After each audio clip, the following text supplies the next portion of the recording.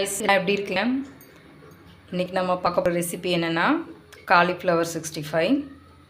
இது ரொம்ப டேஸ்டியாகவும் இருக்கும், பசங்களுக்கு ரொம்ப பிடிக்கவும் செய்யும். இது ஈவினிங் ஸ்நாக்ஸ் நான் பண்ணிகிட்ருக்கேன். ஃபஸ்ட்டு ஒரு காலிஃப்ளவர் எடுத்து இந்த சைஸில் கட் பண்ணி வச்சுருக்கேன். 2 தடவை அலசிட்டு ஃபில்டர் பண்ணி வச்சுருக்கேன். இப்போ ஒரு பாத்திரத்தில் தண்ணி நல்லா இந்தளவுக்கு கொதிக்க தண்ணி நல்லா கொதிச்சதுக்கப்புறமா மஞ்சத்தூள், கொஞ்சம் உப்பு போட்டு இப்போ காலிஃப்ளவரை அதோடு சேர்த்துடலாம். கொதிக்க வைக்கக்கூடாது, ஜஸ்ட் ஒரு 10 நிமிஷம் இந்த அளவுக்கு சூடில் இருக்கிற தண்ணியில் போட்டு மட்டும் எடுத்து ஃபில்டர் பண்ணி வச்சுக்கோங்க. இதை நல்லா மிக்ஸ் பண்ணிக்கோங்க. ஒரு 2 நிமிஷம் இருந்தால் மட்டும் போதும். இதை அப்படியே ஃபில்டர் பண்ணி எடுத்துடலாம்.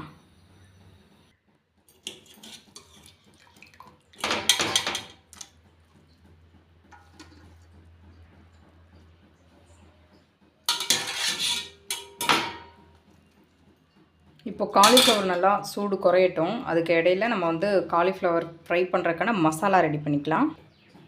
இப்போ இந்த மசாலுக்கு ஒரே ஒரு முட்டையை மட்டும் எடுத்து நல்லா அடிச்சுக்கோங்க. முட்டை சேர்க்க இஷ்டம் இல்லாதவங்க அதை ஸ்கிப் பண்ணிவிடுங்க.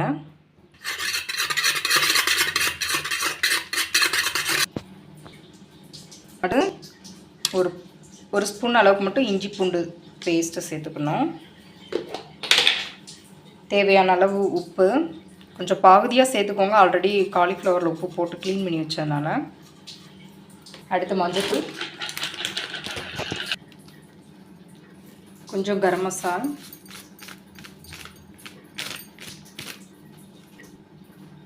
காரத்துக்கு தேவையான மிளகாத்தூள்,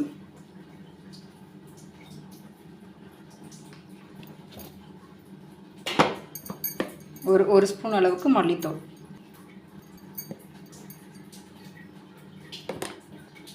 இதோட நான் சிக்கன் ஃப்ரை மசாலா கொஞ்சம் சேர்த்துக்கிறேன். இதை ஃபஸ்ட்டு நல்லா மிக்ஸ் பண்ணிக்கோங்க.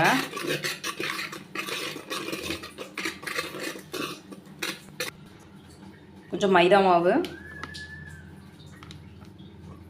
ஒரு 3.5 ஸ்பூன் அளவுக்கு மைதா மாவு சேர்த்துருக்கேன். மைதா மாவு சேர்த்துட்டு ஒரு 2.5 ஸ்பூன் அளவு கார்ன்ஃப்ளவர் மாவும் சேர்த்து நல்லா மிக்ஸ் பண்ணிக்கோங்க. கொஞ்சமாக தண்ணி ஊற்றி ஃபஸ்ட்டு மிக்ஸ் பண்ணிக்கோங்க.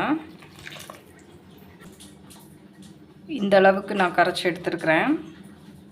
இந்த ஸ்டேஜில் உப்பு கொஞ்சம் பார்த்துக்கோங்க. எனக்கு கரெக்டாக இருக்குது. ஆனால் நான் கலர் பொடி சேர்க்கலை, உங்களுக்கு வேணும்னா சேர்த்துக்கோங்க. இதுக்கப்புறம் காலிஃப்ளவரை சேர்த்து நல்லா மிக்ஸ் பண்ணி எடுத்துக்கிறணும்.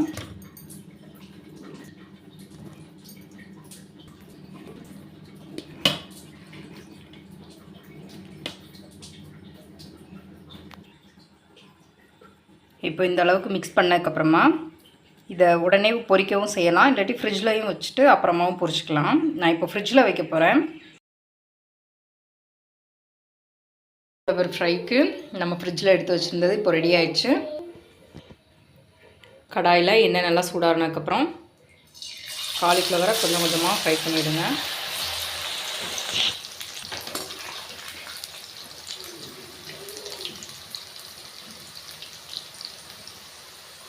நல்லா ஃப்ரை ஆயிடுச்சு.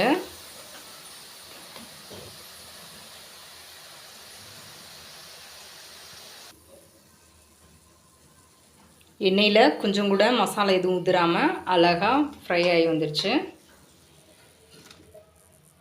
நம்ம காலிஃப்ளவர் 65 ரெடி ஆயிடுச்சு. மறக்காமல் நம்மளோட சேனலை லைக் பண்ணுங்கள், வீடியோவை ஃபுல்லாக வாட்ச் பண்ணுங்கள். Thank you so much.